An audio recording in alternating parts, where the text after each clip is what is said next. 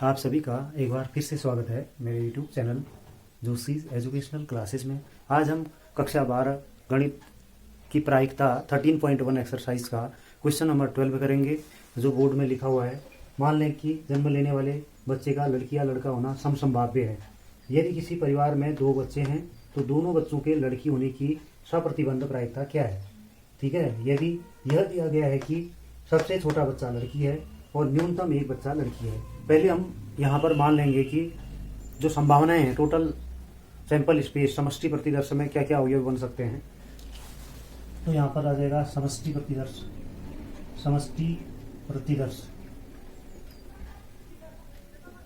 जिसको कहते हैं एस। इसमें क्या क्या संभावनाएं हैं, या तो B1 एक लड़का है एक लड़की है, G1 आ जाएगा। B2 एक लड़का है, G2 दूसरी लड़की है, या दोनों लड़के हैं क्योंकि समसंभाव्य घटनाएं हमें दे रखी हैं, या दोनों की दोनों लड़कियां हैं। तो ये 4 आ गया। डायरेक्ट इसमें लिखते हैं NS की वैल्यू क्या आ गई 4। तो मान लेंगे इसमें दोनों बच्चों के लड़की होने की घटना को ये मान लेंगे। ठीक है, माना दोनों बच्चों की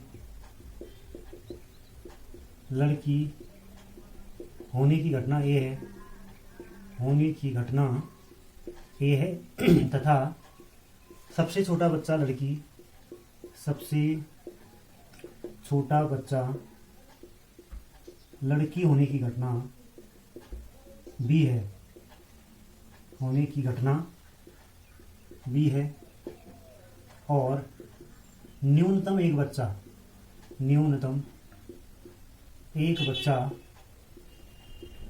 लड़की होने की घटना सी है।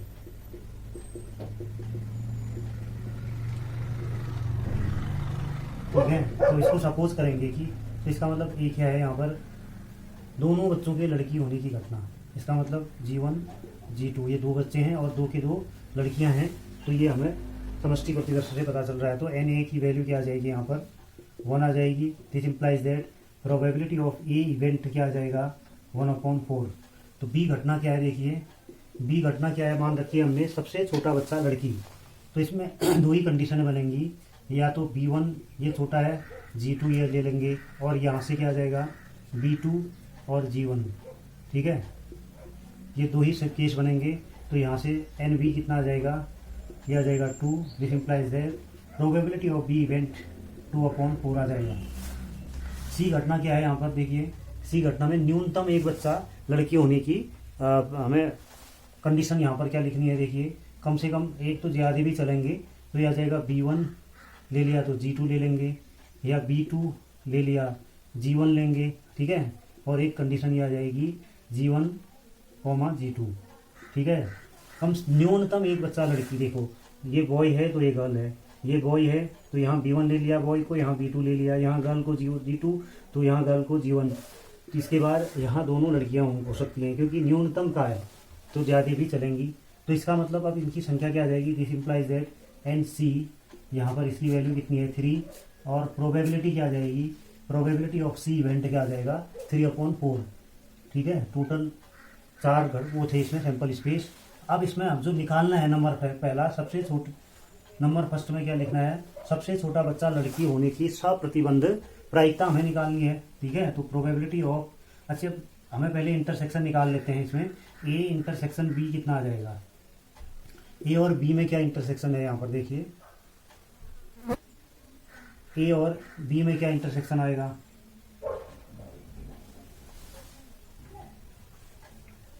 G1 G2।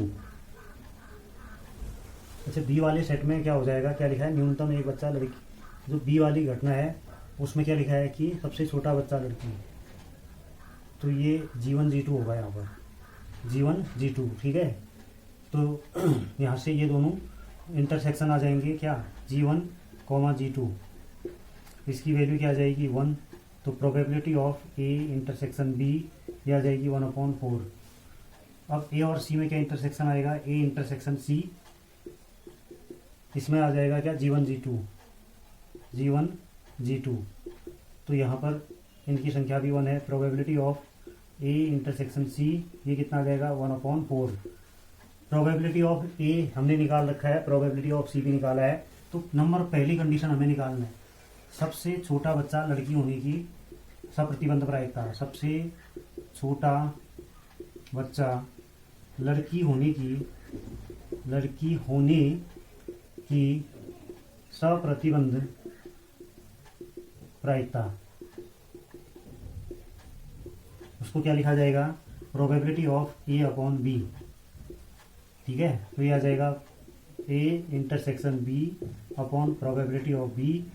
ए इंटरसेक्शन बी अभी ये निकाल रखा है 1/4। ठीक है, और पी बी की प्रोबेबिलिटी क्या है 2/4, तो 4 से 4 कैंसिल हो गया तो 1/2 आ जाएगी।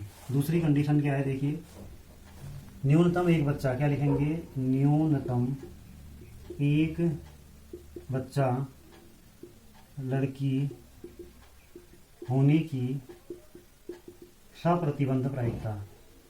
सप्रतिबंध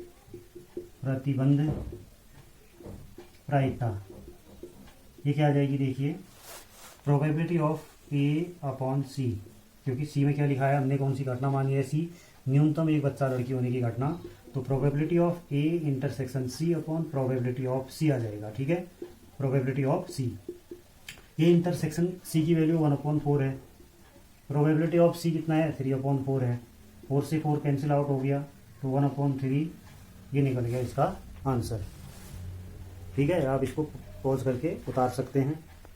क्वेश्चन नंबर 13 बोर्ड पे लिखा हुआ है, एक प्रशिक्षक के पास 300 सत्य प्रकार के आसान प्रश्न, 200 सत्य प्रकार के कठिन प्रश्न, 500 बहुविकल्पीय प्रकार के आसान प्रश्न और 400 बहुविकल्पीय प्रकार के कठिन प्रश्नों का एक संग्रह है।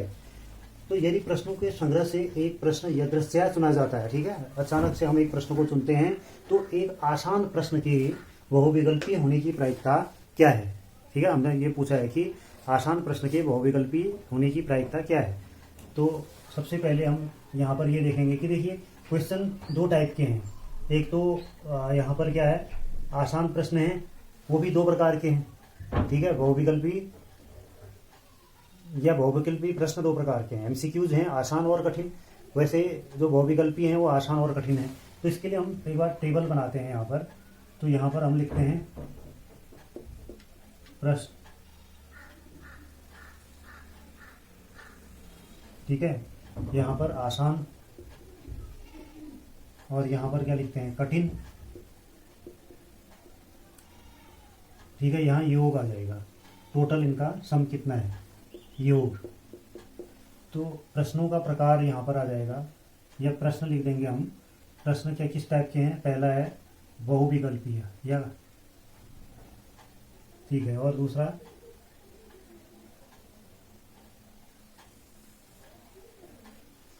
तो ये टेबल बना लेंगे, इससे आसानी हो जाएगी।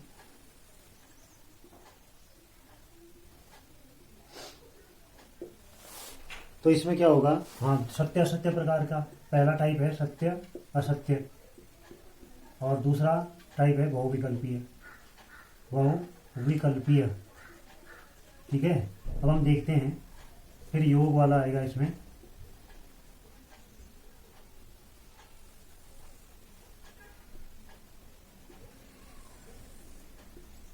अब देखिए, सत्य असत्य आसान है 200, यहाँ पर लिखा हुआ है 5 और 300, सॉरी इससे पहले क्या लिखा है 300, ये क्या है आसान है, और 200 कठिन प्रकार के हैं। तो इनको जोड़ा तो कितना आ गया, योग 500 आ गया। फिर बहुविकल्पीय है 500, 500, 400 क्या है, यही आसान थे तो अब ये कठिन है, और इनकी संख्या कितनी आ जाएगी 900। अगर यहाँ जोड़ें तो ये 800 ही आ जाएंगे, 4 और 2 600 ही आ जाएंगे, और ये आएगा 1400। तो ये टोटल योग यहाँ से भी आ गया। अब आसान को हम इजी मान लेंगे, माना आसान प्रश्न के लिए ई घटना तथा बहुविकल्पीय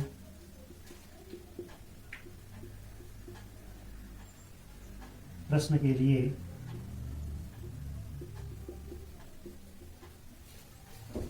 एम घटना हो, एम घटना है। तो इसका मतलब अब हमें देखो क्या देखना है, आसान और बहुविकल्पीय प्रकार के प्रश्न कितने हैं। क्या लिखेंगे, आसान और बहुविकल्पीय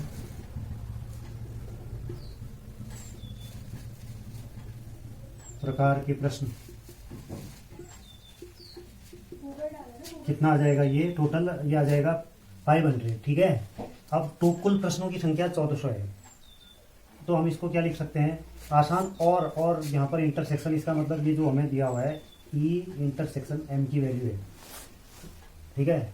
नंबर ऑफ भी लिख सकते हैं, नंबर ऑफ इतना, तो प्रोबेबिलिटी अभी निकालेंगे। तो इसके लिए कुल प्रश्न कितने हैं, देखिए कुल प्रश्नों की संख्या 1400 है। कुल प्रश्नों की संख्या कितनी है, देखिए 1400 है, 1400। तो प्रोबेबिलिटी निकाल लेंगे इसकी, ई इंटरसेक्शन एम, इसकी प्रोबेबिलिटी हो जाएगी 500 अपॉन कितना आ जाएगा 1400। इसको सिंपल करेंगे तो ये कितना आ जाएगा 5/14, ठीक है। इसको सिंपल करने के बाद प्रोबेबिलिटी कितनी आ जाएगी 5/14। फिर अब हम ये देखेंगे कि टोटल बहुविकल्पी प्रश्न कितने हैं, कुल बहुविकल्पीय प्रश्न, विकल्पीय प्रश्न, कुल बहुविकल्पी प्रश्न है यहाँ पर 900। तो इसका मतलब एन ऑफ ये आ जाएगा मल्टीपल चॉइस, ठीक है। तो इसकी प्रोबेबिलिटी क्या आ जाएगी, probability of multiple choice question ये आ जाएगी 900/1400 टोटल थी, तो ये 9/14 आएगा। तो हमें निकालना क्या है यहाँ पर, आसान प्रश्न की बहुविकल्पी होने की प्रायिकता, मतलब आसान का मतलब इजी और मल्टीपल चॉइस होने की प्रायिकता। तो इसका फॉर्मूला हमने पढ़ रखा है कंडीशनल प्रोबेबिलिटी में, ठीक है। यहाँ पर जगह नहीं है, मैं तो यहाँ लिखता हूँ, देखिए। तो P क्या निकालना है हमें, E/M, इसका फॉर्मूला क्या होता है, P E intersection M upon में क्या होता है PM।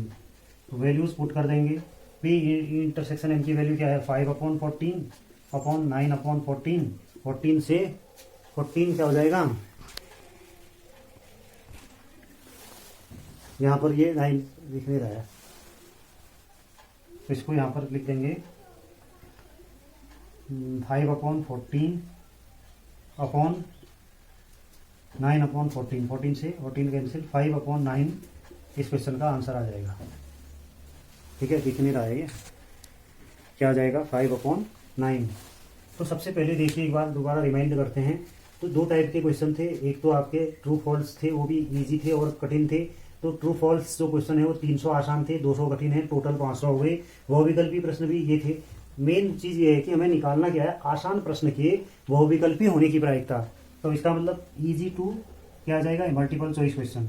ई माने आसान, ई के आसान प्रश्न के लिए घटना ई मानी है, हमने यहाँ मान रखा है। आसान प्रश्न के लिए ई घटना तथा बहुविकल्पी प्रश्न के लिए क्या घटना है, एम घटना है। तो आसान और बहुविकल्पी प्रश्न कितने होंगे, और मतलब इंटरसेक्शन एन आसान भी है और बहुविकल्पी है, तो इनकी संख्या क्या है 500 है, ठीक है। और कुल प्रश्न कितने हैं यहाँ पर 1400। तो प्रायिकता क्या निकल गई यहाँ पर, PE इंटरसेक्शन एम 5/14। और कुल बहुविकल्पी प्रश्न, क्योंकि यहाँ बहुविकल्पी प्रश्न के बारे में क्वेश्चन में पूछा गया है, कुल बहुविकल्पी प्रश्न कितने हैं यहाँ पर देखिए 900 हैं, 500 और 400। तो total probability of multiple choice question कितनी आ जाएगी 900/1400, तो 9/14। जो कंडीशन हमें निकालनी है ये अपॉन एम फॉर्मूले में वैल्यूज पुट करके हम इसको कर सकते हैं।